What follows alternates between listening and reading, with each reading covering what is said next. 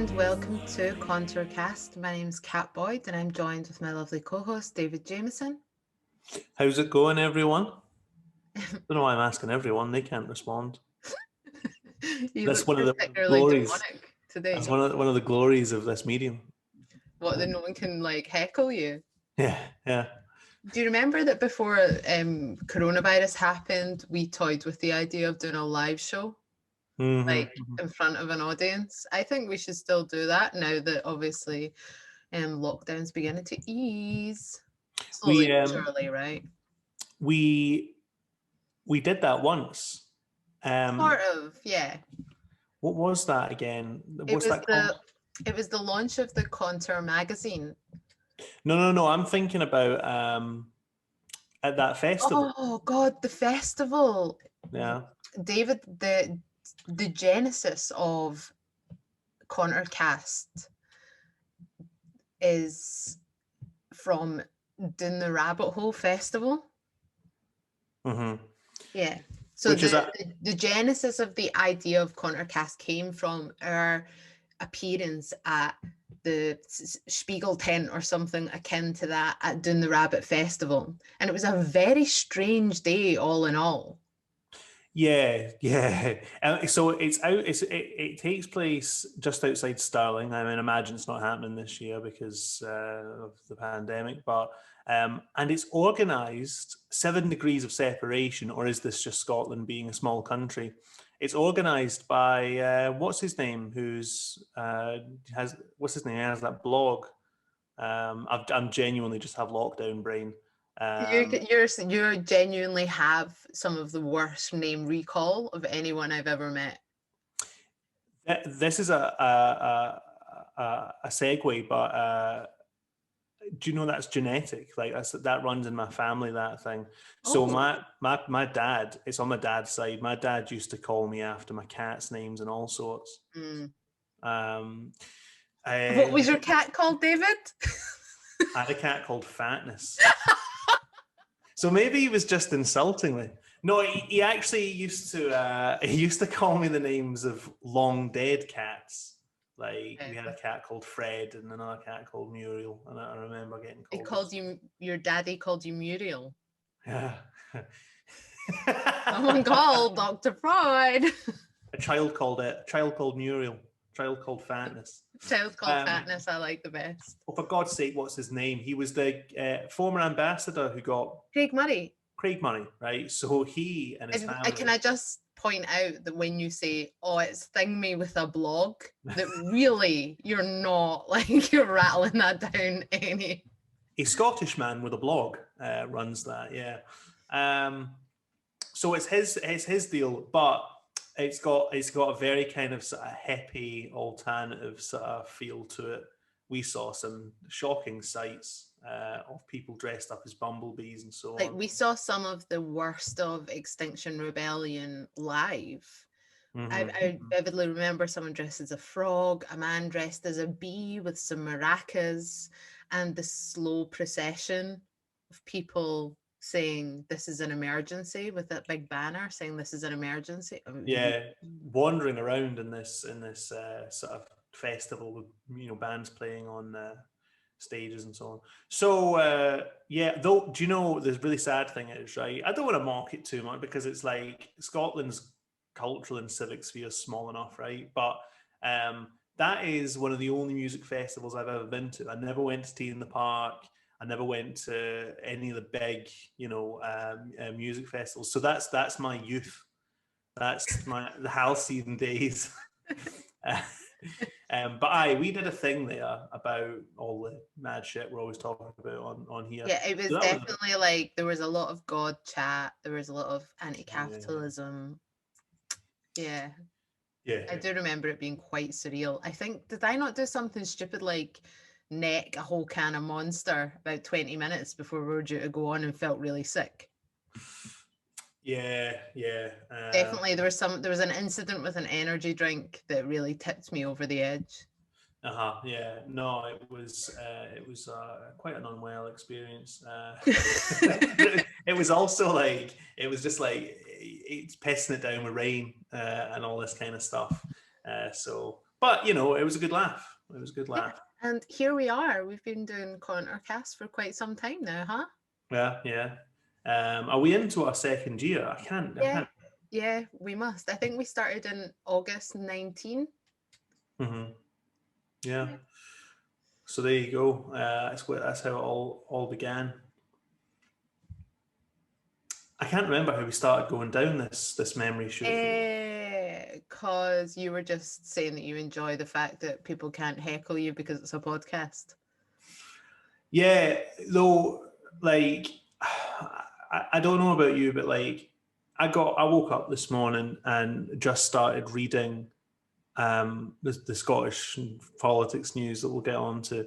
And I did think, I was sitting there in bed reading my phone thinking, how has my life come to this? I just get up, I wake up, and the first thing I do is, because my alarm's on my phone, I go straight from that to looking at the tube. Do you know what I mean?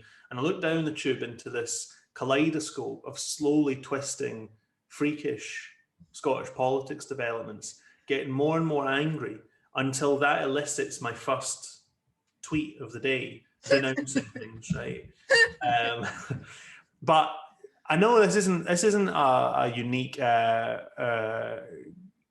insight, but it is, when you really sit down and think about it, it really is incredible under lockdown the extent to which we have almost no social relationships anymore that aren't commercial, that aren't digital or electronic. It's a totally freakish and unnatural way of living, because, you know, even if you're only paying a little bit for your internet or whatever, that's it. That those are the only sort of social relationships I have. And I've started doing this thing as well, and I told myself at the start of the pandemic I wasn't going to do this, of just buying shit into the flat. Amazon. Why? I don't even know why I'm buying shit half the time. Do you know what I mean? So I'm now part of this redivision of society into people who work from home, and then a second larger tier of people, many of whom are dashing around to people's houses, dropping off goods. Do you know what I mean? And it's just, I'm just cycling between that and getting angry about Scottish politics, which I'm about to do again. The ordering things offline, like, has really, it's really lost its novelty for me. Mm-hmm.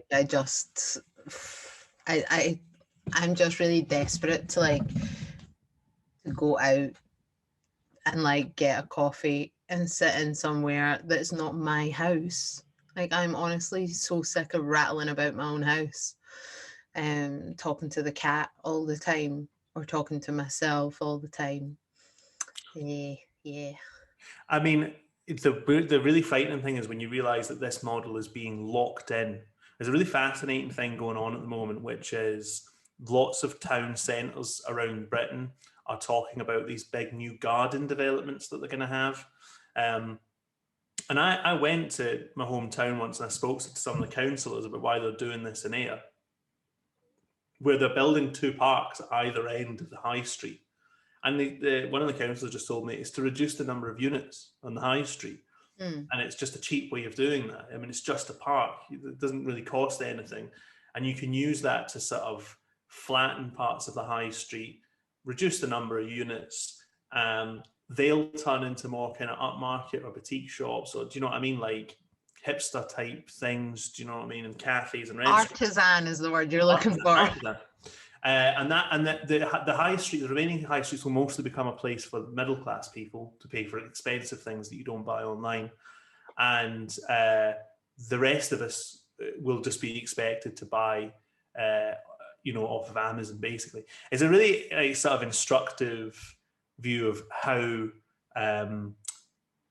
capitalism and public policy are in this kind of dialectical relationship where changes in capitalism, the rise of kind of Amazon warehouse type retail, destroyed high streets. And in response, local councils get rid of the high streets, thus locking in the monopoly, making it impossible for anyone to challenge it.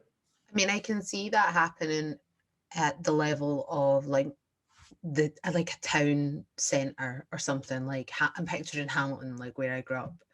So I'm picturing that in my head, or somewhere like Coatbridge, which doesn't really have a town centre anymore anyway. Like if it wasn't for the Asda, there really wouldn't be much there.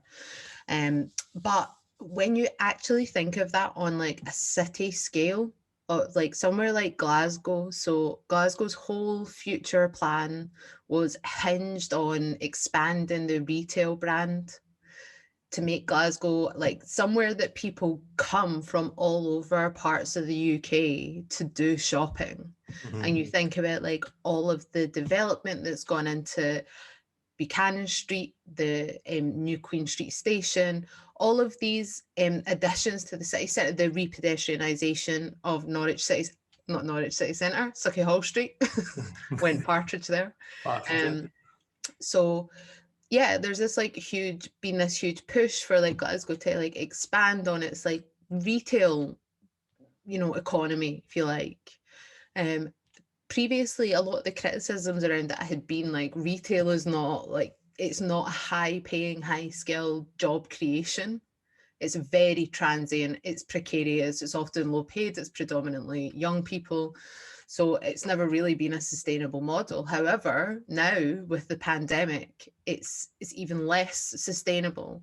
And I remember years ago, there was a documentary, I think it was on Channel 4, and it was about it was an apocalyptic sort of thing about what happens to cities when all of the humans leave.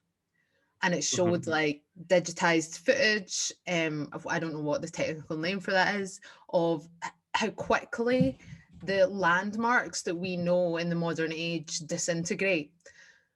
And you can you get that sense, certainly, like even just in a few months of the shops being closed over the winter period, as you walk down Sucky Hall Street and through the town centre, as I did yesterday, like you get this sense of like things are, when the lights aren't on, when humans aren't there and actually, participating in the high street or the city centre, then things start to look really like dilapidated really quickly. Yeah. And I really worry, like what is the post-retail future of Glasgow going to look like?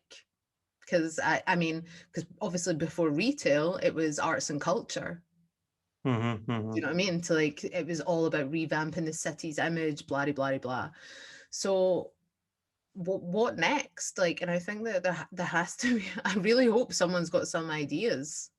Yeah. Yeah. No. I do think. I mean, I don't think we're going to have a sense of just how badly hit, even somewhere like Glasgow is going to be after we reemerge. By which point, Amazon will have just risen to this unheard of retail monopoly.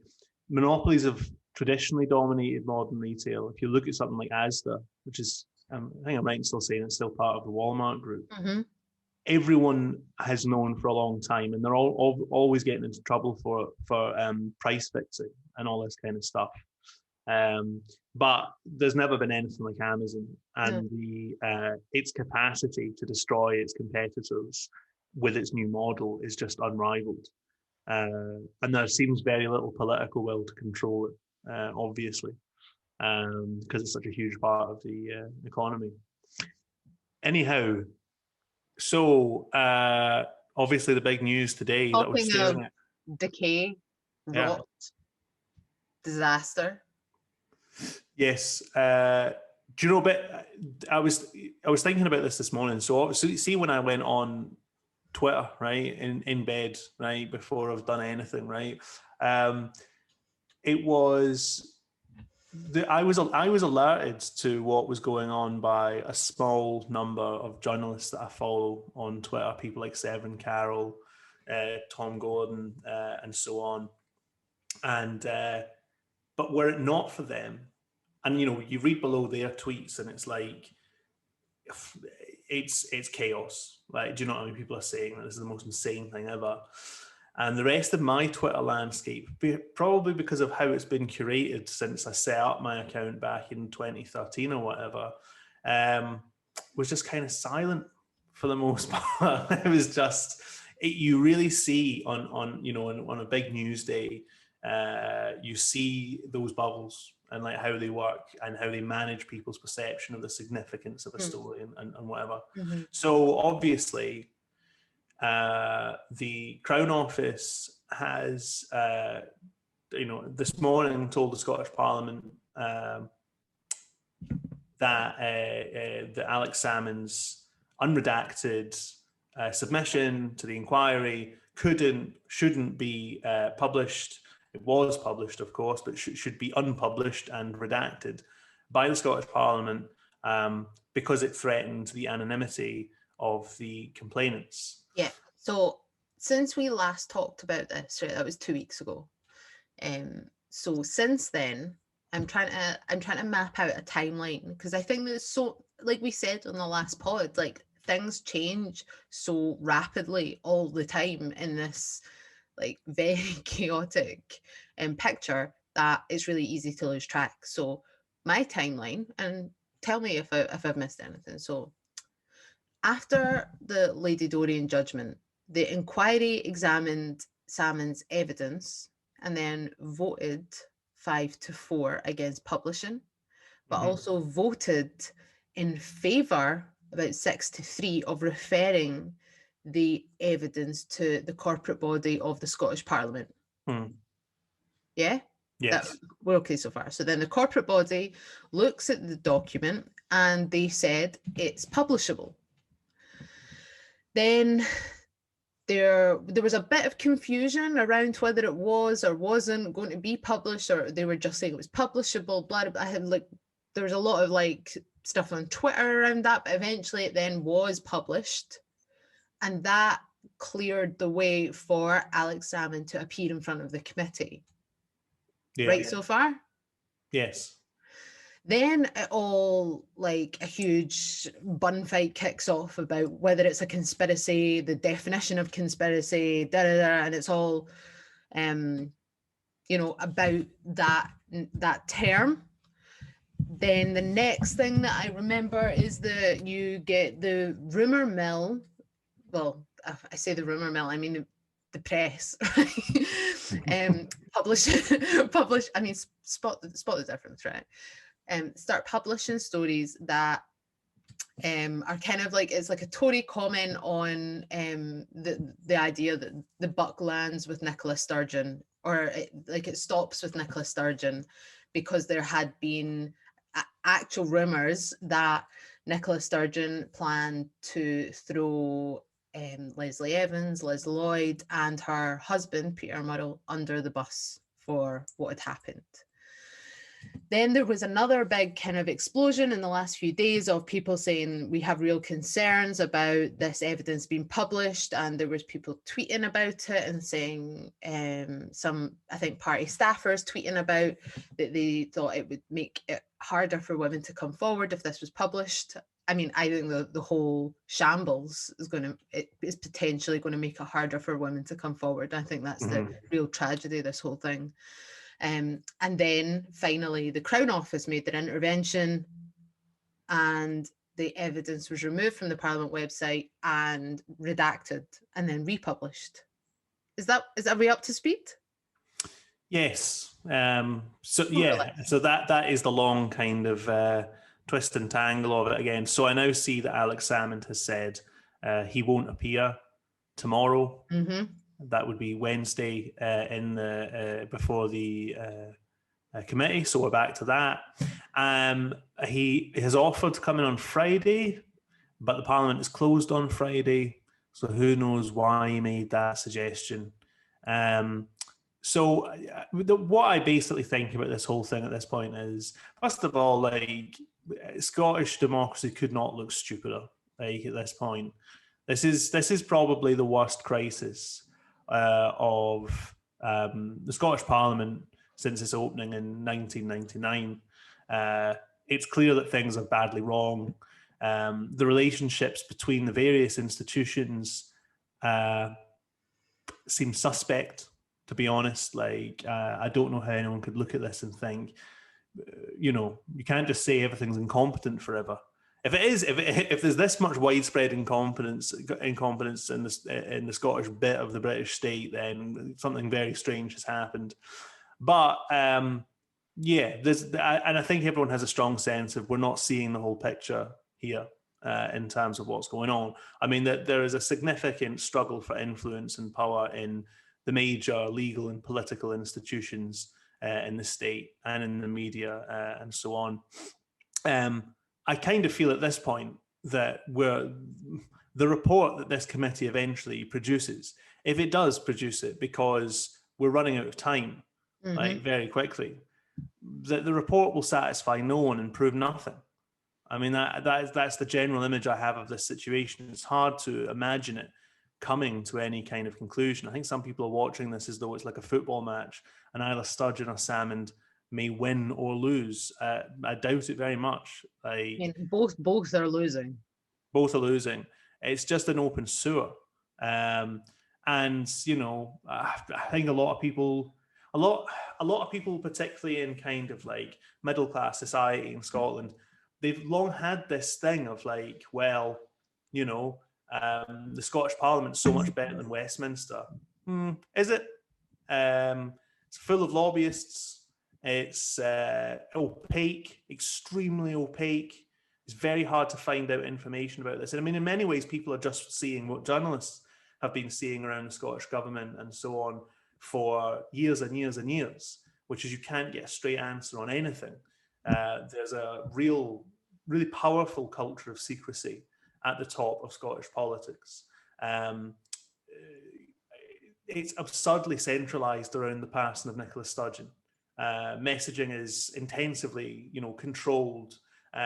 Spads are all over the sort of comms work of the Scottish government and so on. So I think that's possibly one of the more damning parts of the evidence is about the leak to the press of the allegations. I mean, I can't imagine how horrific that must have been for the women who'd come forward.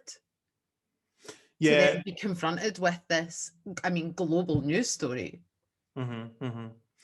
Absolutely. And I mean,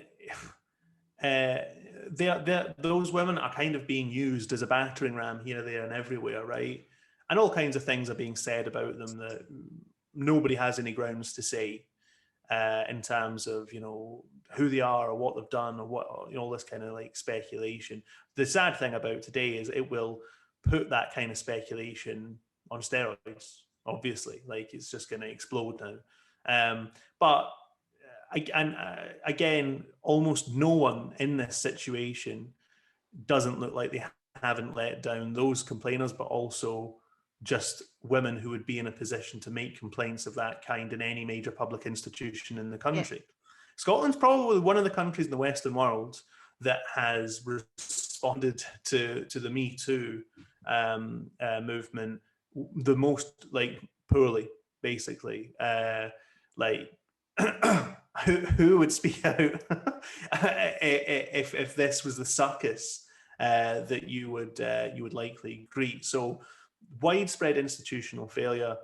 The major institutions of Scottish public life are just hemorrhaging respectability and legitimacy, and that has major implications for the future of devolution. I mean, what would you say to the many people who really don't give a shit?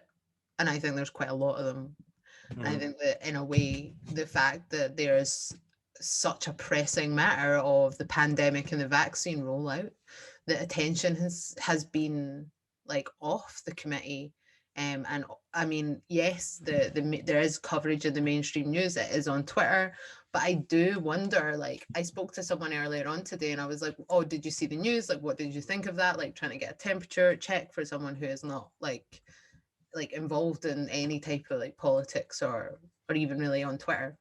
And they said, oh, I care about it marginally more than I would care about the royal family as celebrity news, which is like that. I mean, you can't really get any more disinterested than that. Mm-hmm. So I think that there is a degree of like, I think people have deprioritized Yeah. this entirely. Yeah, I think so. I think that's a reflection on how unseemly it is as well. I think that people just, it's almost, and that, you know, you always get people who say, you know, if it bleeds, it leads, and, you know, anything that's kind of gross and kind of Salacious. yeah, and it's, you know, it's a classic story in a way of like the mentor and the apprentice, and, you know, oh, but now she's, you know, against them, and, you know, it is an explosion in the kind of atomic core of Scottish politics, but at the same time, yeah, I think that obviously it's taking place in the back with the backdrop that it does. However, my feeling about this is that we're at the start. Christ, we're at the start of a story that's going to take a long time to emerge. Like, this isn't the end. No, Like, no. This goes on and on. Yeah, it goes on and on forever. We talked about it on the last pod. Like, I don't see how the rumors in Scottish politics have always been that Nicola Sturgeon is going to go sooner rather than later. I mean, I think that will be sooner. I can't see it being like long into the next term of government, but we'll wait and see. Yeah, and obviously, you know, what looms in the background for most of the people who are following this is this is just another reason why the Scottish independence movement is why there's not going to be independence in the short term. Why it's now a kind of long term thing. Not that anyone can admit that, you know, in the public sphere. I'm not making a prediction when I say this. I'm just saying this is how I can imagine the future. Like, let's say Nicola Sturgeon is gone as First Minister within, you know, the next couple of years, and she's off working at the UN or something, right? They'll be still flying out to interview her about this then. This is what I think people don't understand. I think they think there's gonna be a report in a few weeks' time, and that's the grand finale to this whole thing. And that report, speculating about it, but people will try and use that to say this issue is now concluded. Let's get on with the election. Let's get back to normal politics and all that kind of stuff. But it no matter what that report says, what's come out during this whole affair means that Nicola Sturgeon is unlikely to have a view that she's going to be sitting as First Minister for most of the next term of the Scottish Parliament. And we'll probably see a fairly rapid acceleration of trying to find a replacement for her, which is a big moment in the history of the SNP as well, because Alex Salmond is the architect of the modern SNP, and Nicola Sturgeon was, you know, as people keep saying in the UK government, because they want to basically, you know, remind everyone of this constantly, she was his apprentice. Nicola Sturgeon doesn't have an apprentice. Nicola Sturgeon doesn't have, you know, it's that classic Epigony effect. Like, she's not going to hand on the baton to any up and coming figure because there isn't one. My money's on Kate Forbes. Not Angus Robertson. I mean, maybe I want it to be Kate Forbes. That would be interesting because, of course, she's a member of the Wee Frees. She's a Wee Free. So, I should be supporting this. Scotland will return to the Kirk. That's what I was thinking. It's perfect for you, David. Yeah, I'll overnight just become the biggest hack. You know what I mean? For the Scottish government, the worst apologist imaginable. A true Calvinist has returned to office. So yeah, that is that grim state of affairs. So speaking of grim states of affairs, lockdown. Yeah, there's no light at the end of the tunnel. There's no light at the end of the tunnel. There's no light at the end of the tunnel. Which means that it's really important that we are reminded ceaselessly by politicians that it's okay to not be okay, or various mangled versions of that phrase. It's okay not to be okay. It's okay to be not okay, and so on. Is it okay to be okay? Is it okay to be okay? It's okay to be okay. Is it? No, that's selfish if you're okay. You know, that means that you're not suffering with the rest of us. I mean, what even is okay? Like, what sort of bar are we talking here? Yeah, I know. I honestly don't know where my okay bar is. Yeah, I don't think I ever feel okay. I don't think I would ever. When, honestly, in your whole life, no wait, your whole adult life, when have you ever felt okay? Never.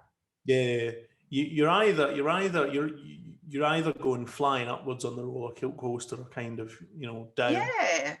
You're But either like on the manic upswing, feeling all powerful, omnipotent, and godlike, or you're feeling like the smallest of amoeba crawling through a sewer.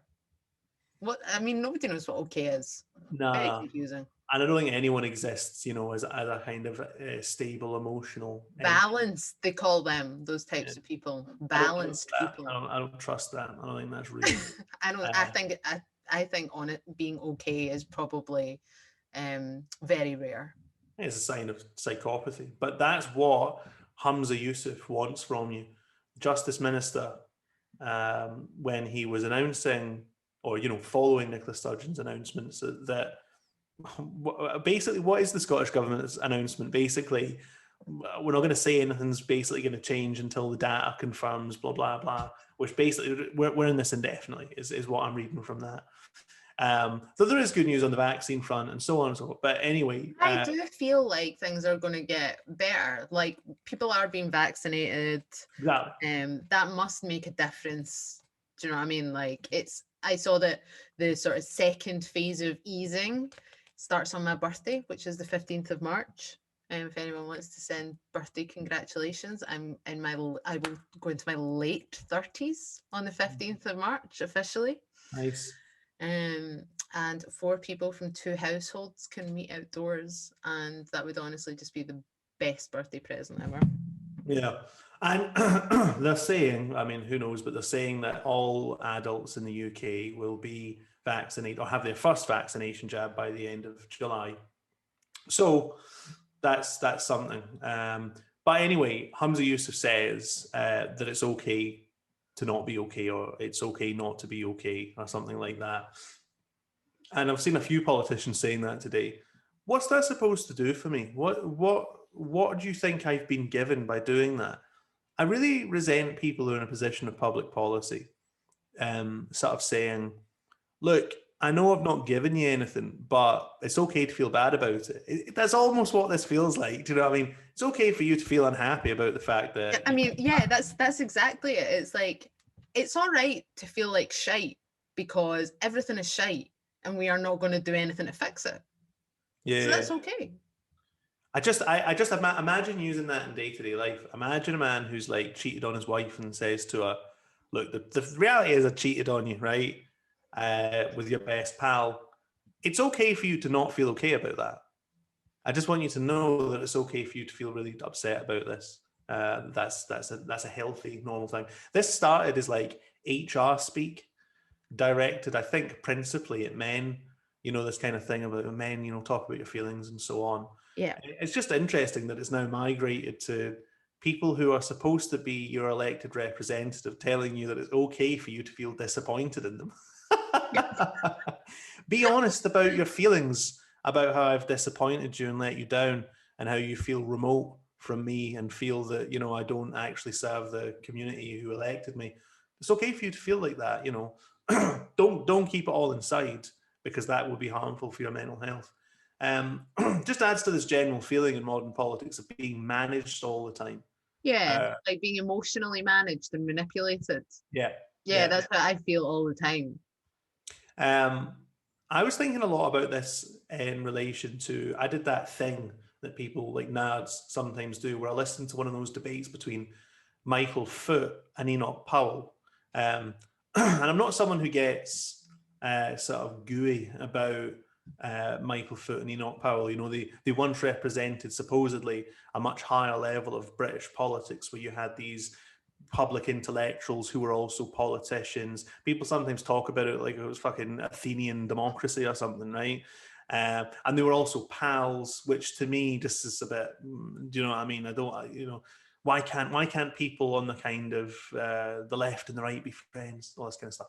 But anyway, they were debating, and at one point Enoch Powell obviously came round to immigration, and Enoch Powell said, because they've both been talking about their opposition to the EEC and saying that it would threaten democratic life in Britain and so on. It would hollow out democratic institutions in Britain, and they were both right about that.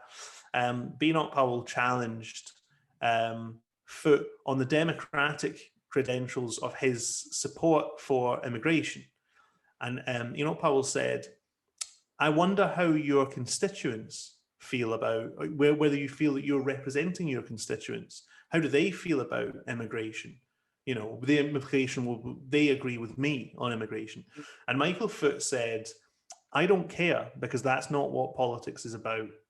Politics is not about me simply representing people in my constituency. It's also about my conscience.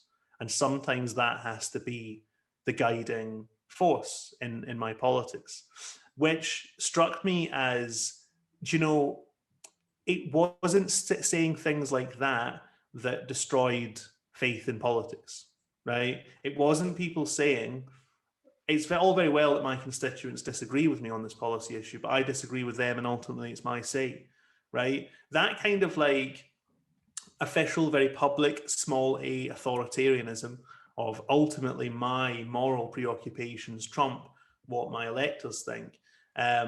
That's not what drives people crazy about politics. What drives people crazy about politics is today a Labour MP is in a constituency, and if he gets the sense, right or wrongly, that his constituents are against immigration or, you know, the movement into that constituency of a certain community or whatever, he tells them whatever they want to hear, and he tries to manage them. He tries to manage their emotions, and he probably say things like, "It's okay for you to feel that way.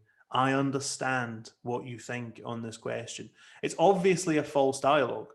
You know, it's obviously. Of course it is, because they just spent like 4 years after the EU referendum telling everyone that voted to leave that they were an idiot.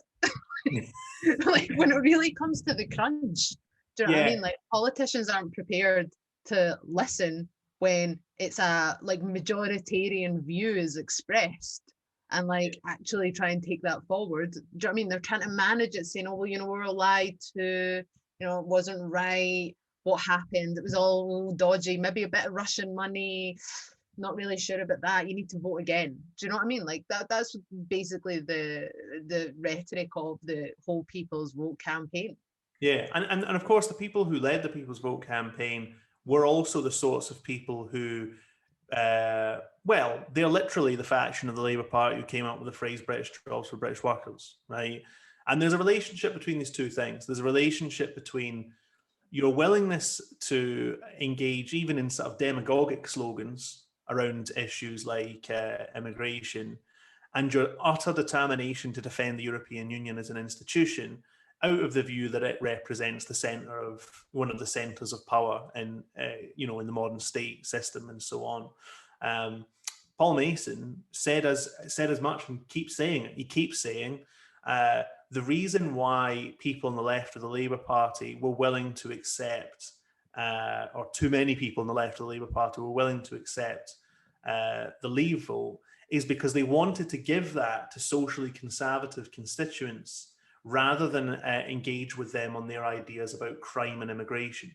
So what he's saying, in effect, is like, no, we should protect the European Union, but agree with regressive attitudes on immigration and crime. Like that's basically what that's the conscious trade-off, which I think is the opposite of what people think. They think that support for the European Union is just straightforward social liberalism, and that we, you know, and they think that uncritically about that it's just, and that's why we should have supported it. But no, like it's linked by this kind of management of public discontent. Yeah, I mean, I really see Keir Starmer as being very classic of that type. Yeah, and so was Ed Miliband. And so was Gordon Brown, the bigoted woman. Remember her? Oh, that's one of my favorites. Yeah, as soon as he's in the car, outside the car, he's going, interesting. Yes, we're listening to your concerns. Listening to your concerns. Gets in the car, and is like, oh, who put me with that bigoted woman? And my favorite line in that, I must have said this on the podcast before. Well, what was she saying? And he went, everything. All the bits, all the bits. You know what those scum say. Everything. You were just saying everything. So yes, I just, it's so, honestly, the number of people, it's okay not to feel okay. I mean, and obviously, like, it being a slogan about mental health, let's see how many more mental health clinics the NHS open up after this pandemic. That would be interesting. I bet there will be rhetoric around that. I bet they'll be saying, you know, a lot. Yeah, there's definitely like extra money is going into mental health stuff in the budget for sure. But it'll be interesting to see if all that cloud of it's okay, you know, it's really hard and all this kind of stuff, mental health problems. Like, there's a lot of talking that up. We'll see, because it's one of these areas in the NHS which is starved of funds, basically. Of course, like, and you know, obviously mental health is an important thing because people have it now. Do you know what I mean? People have like mental health difficulties. People are like in a really difficult situation. So mental health is an important thing now. But I think it's also important to remember how mental health is actually so incredibly linked to material conditions and material circumstances and the development of capitalism, particularly neoliberalism after the Cold War. I know you're not a fan of Adam Curtis, David. I know you're not a fan. I've been watching a bit of one of those. It's honestly, I think it's his best work. Very fashionable right now to really hate on Adam Curtis. But it's fantastic. Like, I think it's, I don't, you know what I mean? I'm not like drinking it all in like a big hot drink. I think that, you know, there are a couple of, I mean, there's 6 episodes. They're like an hour and 20 minutes each. I think maybe 3 and the third episode and the last episode are my favorites. I tend to, it's a lot more like art than politics, but I like it. It's a really enjoyable watch, and it's on BBC, and it's taking quite a radical political stance. But a lot of this, you know, in the last episode, this he's talking about the neuroses that has come with like the development of capitalism. I mean, I guess that's a theme of the whole series, is, you know, the kind of stereotype of the creation of the suburbs. You know, obviously the suburbs were, you know, invented. They are an invention to stimulate growth and consumer demand in the aftermath of the Second World War. So you have the growth of these suburbs. People are moving out of cities. People are moving out of more crowded accommodation into suburbs. But then there's a lifestyle that goes with the suburbs, very typical of like the American era of the 1950s, which spawned some incredible literature like Revolutionary Road, and, you know, the idea that like the American dream was dead, and all of our hopes and dreams of becoming something, you know, are trapped now in these suburban lives. And the cartoon version of that, like the picture it paints, is of the man going out to work and the woman being at home, being a housewife and being on Valium. And you have this, you know, which is a very classic stereotype. Again, literature and film is replicated over and over again. But, you know, the series then charts like the almost like the psychology and the psychological aspects of these material changes. So how individualism has basically made everyone mad. Like, it's basically, you know, made us like quite neurotic people. And there's this, I mean, what the implications are for politics in that sense. So there are times when I've seen pictures, particularly, you know, of the like during the Red Clydeside, or, you know, mass rallies of like communists in the 1930s, that sort of thing. Whenever I've looked at that, I've always been like, I just cannot ever imagine that ever happening. Like, I can't imagine it, because I have grown up in this world where everyone is very individualized. And Adam Curtis says this great thing where he says maybe the true radicalism isn't about expressing yourself. Like, maybe it's not about, you know, telling your story or making your voice heard. Maybe true radicalism is giving up a part of yourself to something much greater. Like, well, of course, that is actually part of my worldview, is that you do have to sacrifice a part of the self, a part of the ego, in order to to, you know, have a common purpose or like a point of common unity. You know, that's how mass communist organizations worked. So I do very much recommend the Adam Curtis documentary. I also think I do worry about like the ease in which with mental health people are put on like antidepressants. I mean, like the rates of prescriptions of antidepressants in Europe alone is insane, completely. And the question is like, are we more depressed now than we were 50 years ago or 100 years ago? Or was everyone always depressed and they just hid it? Because I think the latter is what like the mainstream kind of like what a lot of charities, what some politicians, etc., would want us to think, is that you see people have always been really sad or neurotic or anxious, and actually we've just got much better at talking about it. And that's what's causing the numbers to increase. Like people are more comfortable in saying I'm depressed or I'm unwell or going to the doctors to seek help about it. Mm-hmm. And that's causing the increase in these rates of like prescriptions and mental health referrals, that sort of thing. Whereas I kind of am veering to the other side, is that something is happening to us as humans. We're becoming more individualized, more alienated. Our relations are, you know, barely like social relations in the way that they would have been 100 years ago. And like that process of alienation is causing us like more and more psychic damage. It's taking its toll on who we are and how we see the world, how we interact with it. Yeah, but I totally agree with that, because that's why I hate this sort of like, there's something I really resent. Obviously, I know that it's a good thing if people feel free to discuss their mental health problems and stuff. I just mean, all right, you keep telling us that everyone needs to talk about how mentally unwell they are, right? You don't think it's your responsibility to do anything about it. You don't even think you're responsible. Do you know what I mean? Like, and there's a sense in which, of course, the fucking justice minister in Scotland is not like, responsible. But you know what I mean? Like, there's not this idea where people, it's not seen as a public policy. It's seen as like, we're breaking into a new kind of like, you know, it's the age of Aquarius or something. It's great. Everyone's being free and open about how mentally unwell they are. And this is progress. It's not. it is in much the same way as at the end of the 70s and 80s, lots of people who had worked on the Clyde or in various other industries started dying from the effects of working with asbestos for decades or whatever.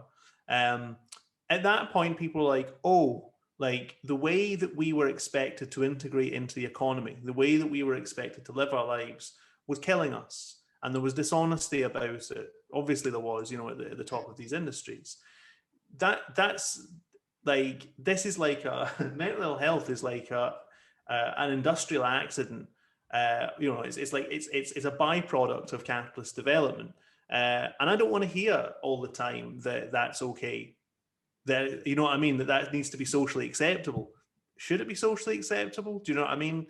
Like, it's okay to have asbestos poisoning, just so you know, just so you don't feel stigmatized. It's okay. No, it's not. It's not really. So no, I agree with that. I don't believe in kind of a trans-historical view of like a permanent humanity. I was reading a couple of years ago a biography of Martin Luther. It's surprising that. On brand. Yeah, that claimed to be a psychoanalytical like biography of him, that it claimed to be addressing his historical trajectory by psychoanalysis. And I did sort of think, even though, you know, you can use psychoanalysis not just to deal with mental health, but civilizational development and so on, I did think to myself, like, interpreting people's dreams and stuff is hard enough when their dream was last night and you have quite close context their social context. Like, if you go 500 years ago and try and examine the psychology of a man 500 years ago, he was totally different to the way people are today. There wasn't mental health issues of the same kind. You know, there would have been some that were a byproduct of his period in the development of civilization, but it's totally unrelatable to our present condition. This is this is one of Marx's core ideas, isn't it? Of course, yeah. Like the man, God, don't cancel me for saying man, but like man shapes the earth in his image. So like the species being or whatever, like shape the earth into or having control over nature, and that in turn then changes our nature. Yeah. And that it's a dialectical relationship. Dialectics.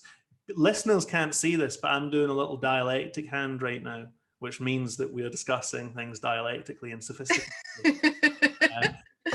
No, absolutely, of course. Yeah, I mean, what I find completely, I want to say maddening about the kind of mental health discussion is it fascinates me the way that capitalism, right, in this modern era, like particularly like over the last our generation, right, that's defined by all the crises, the dot-com bubble, like 9/11, financial crash, coronavirus, crisis, right? So that our generation in particular, we're now in workplaces where we're encouraged to do mindfulness. The HR departments will come and they'll help you do some mindfulness. And you can buy mindfulness apps and programs. And it's kind of like the explosion in the self-help industry, which has always been a massive industry generated out of particularly California, which is also where a lot of the tech that's coming from, that's also HR, that's managing our lives. I'm just fascinated by how that relationship of this new technological change that is driving our lives through these periods of crisis is causing us to be mentally unhealthy, let's say. But don't worry, because capitalism has a solution for you and you can buy it for a nice price.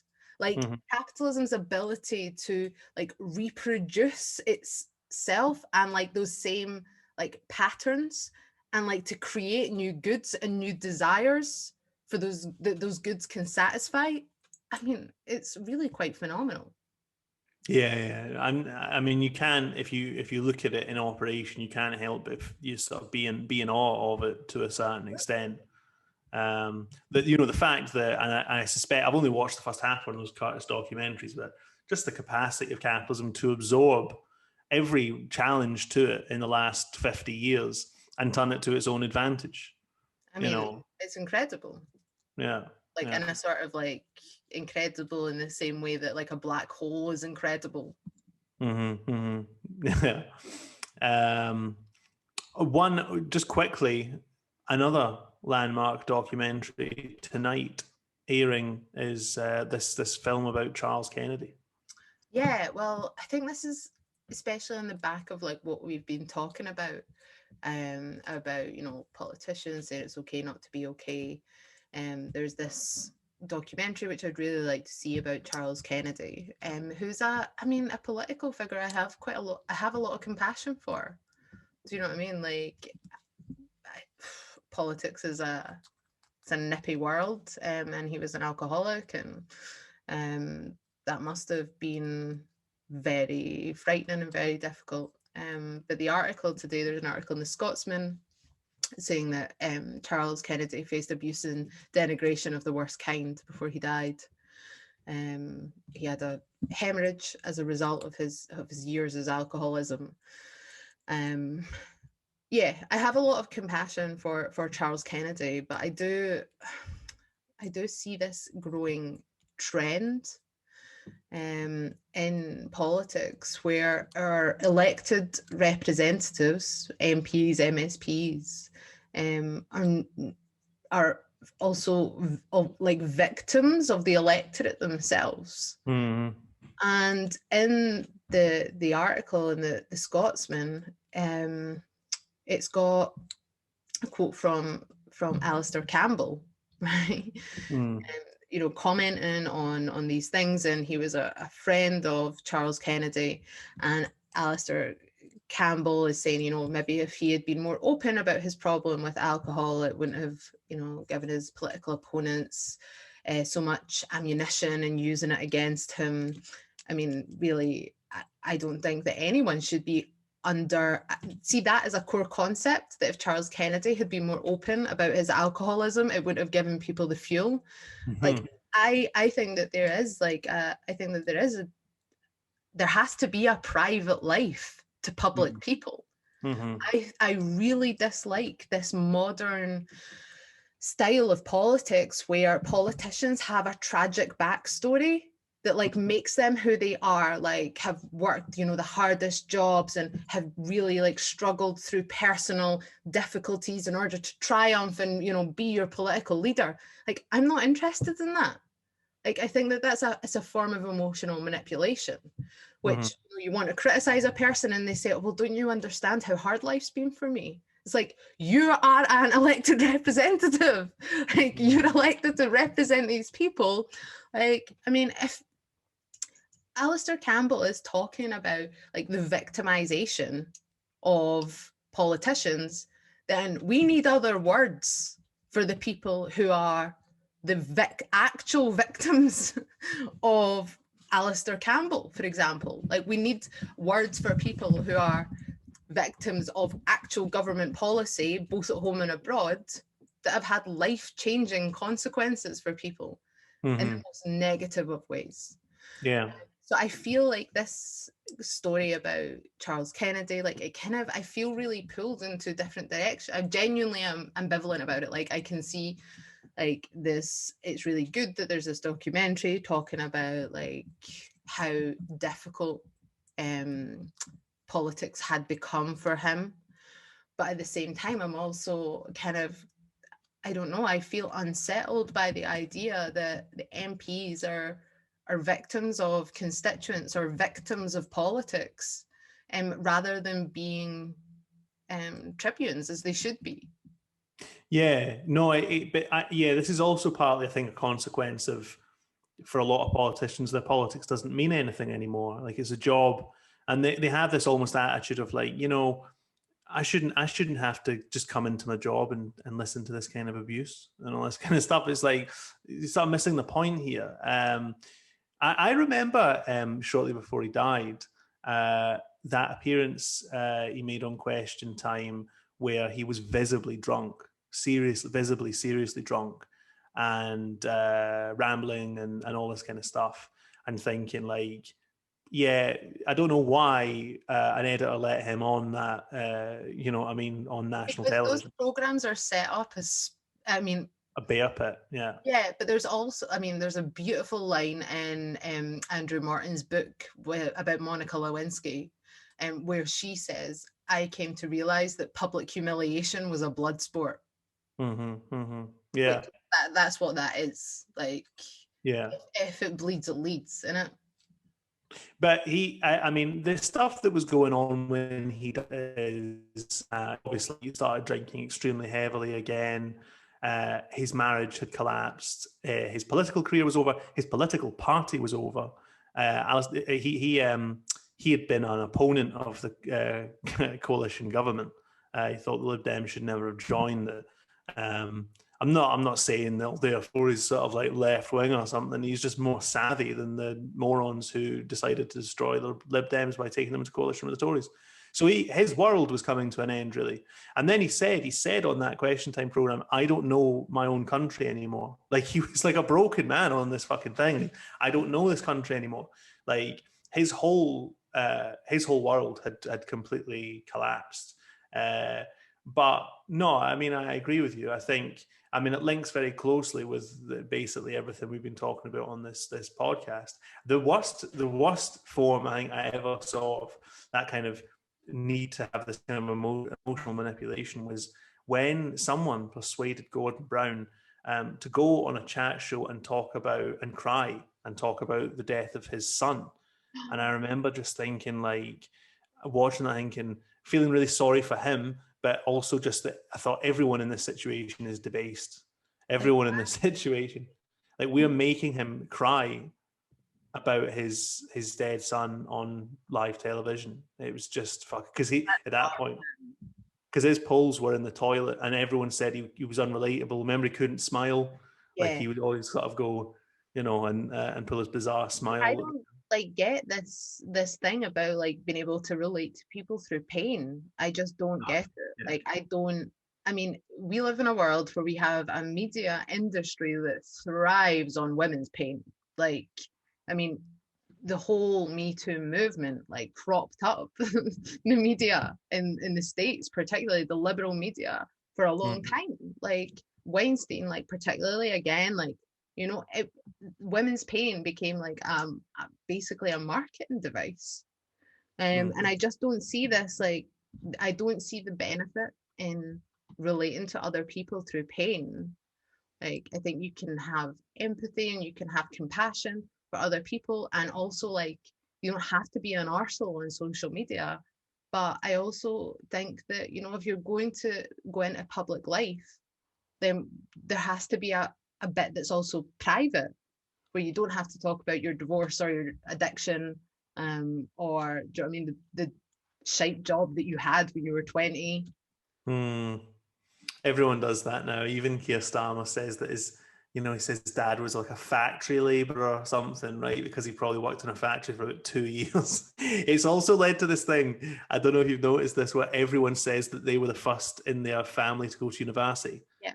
Big fucking whoop. Stop doing that. That doesn't mean that you're a fucking slave at some point. You know what I mean? There's not, you know, that doesn't mean that you're fucking salt of the earth. Yeah. Is that, I mean, is that us? I think so. Yeah, I think that's about an hour we've been talking. So anyway, I don't know, that feels like a really like dark note to end on. But we'll be back in 2 weeks' time. Hopefully we'll have a guest on the show in 2 weeks' time. I don't want to announce it yet, just in case they're not able to make it. But hopefully we'll have a guest on for the next episode of Contercast. Please like, share and subscribe. Tell your pals, etc. Tweet at us if you've got any feedback. And we'll see you in a couple of weeks. Goodbye. Bye.